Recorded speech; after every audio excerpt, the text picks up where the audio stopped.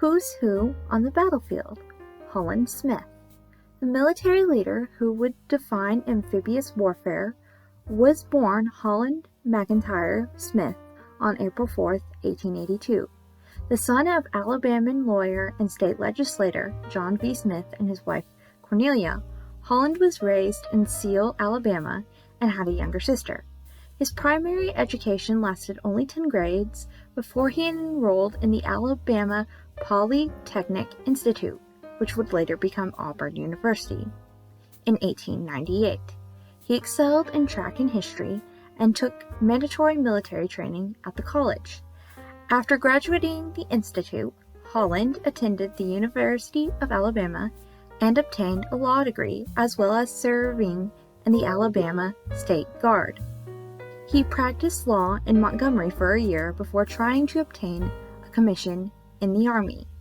In March 1905, with the assistance of Alabama Congressman Aristoro A. Willie, the lawyer was commissioned as a second lieutenant in the Marine Corps. The following year, he received officer training at the School of Application in Annapolis, Maryland. He was 22.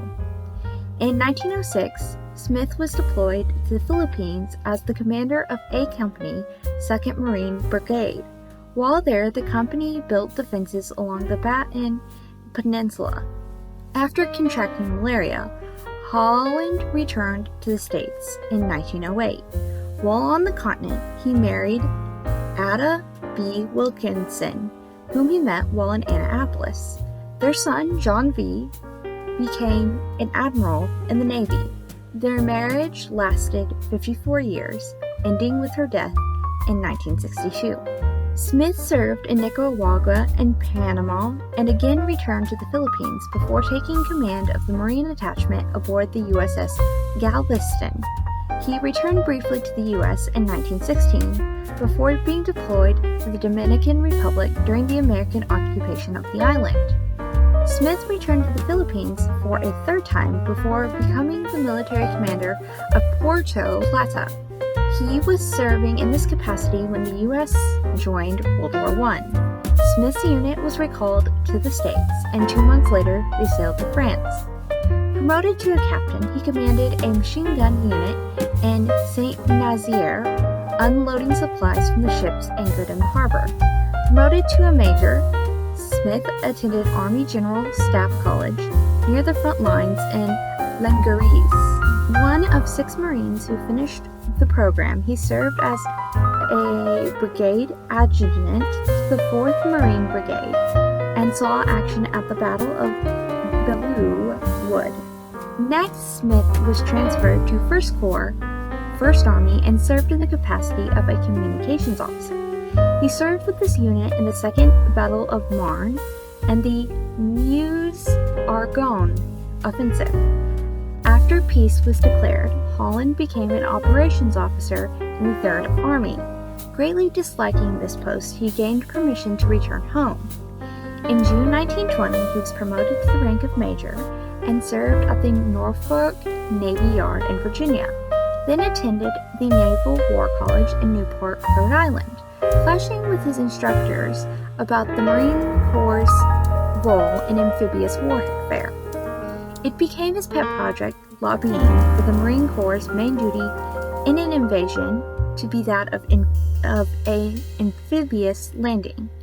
After graduating the college, Smith served at several service stations along the eastern seaboard, including serving in the Office of the Chief of Naval Operations, War, and Plans, where he campaigned tirelessly for amphibious warfare.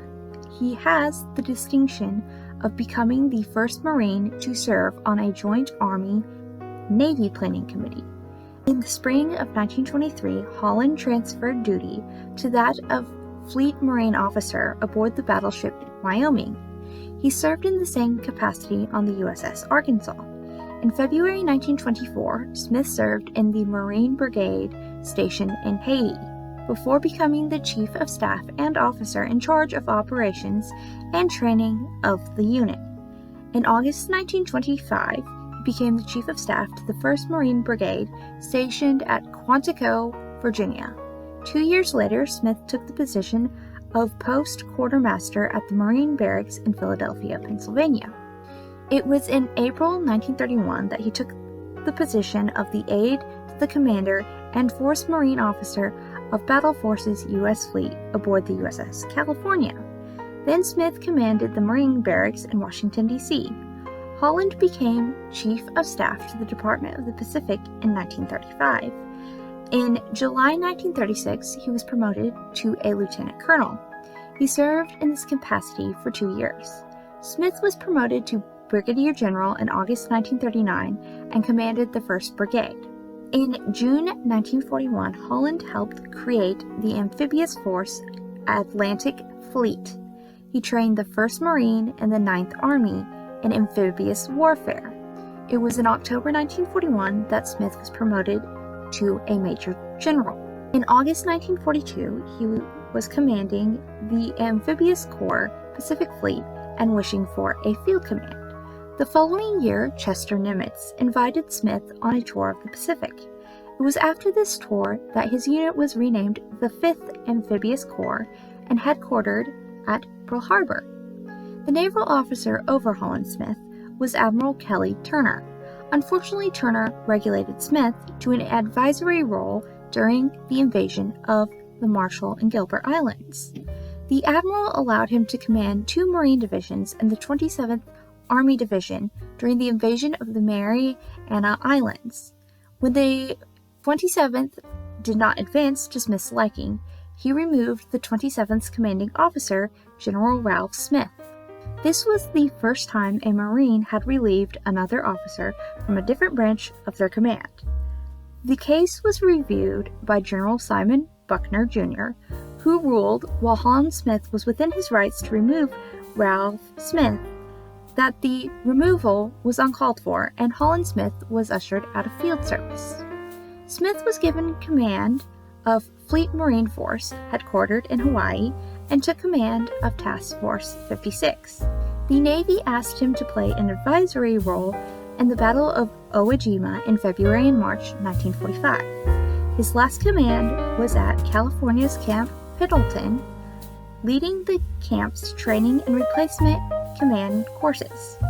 Retiring with the rank of full general, Smith left the Marine Corps on May 15, 1946, after 40 years of service. He spent his twilight years in La Jolla, California. The father of modern amphibious warfare passed away on January 12, 1967. He is buried in the Fort Rosecrans National Cemetery in San Diego. He was 84. If you enjoyed this video, please don't forget to subscribe, like, and comment. Also check out my other videos on World War II military leaders. Thanks so much for watching.